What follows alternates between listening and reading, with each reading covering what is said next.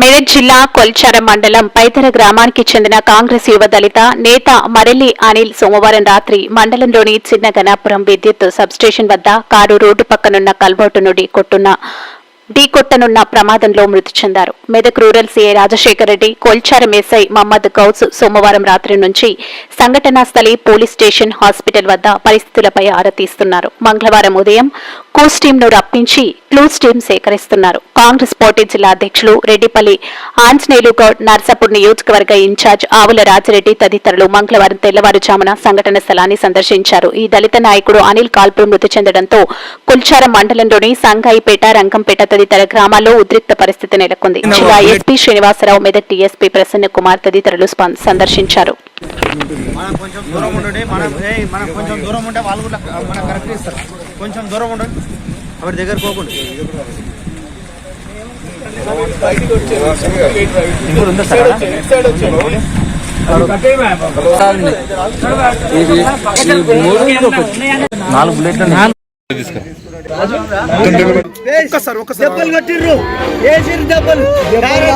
correct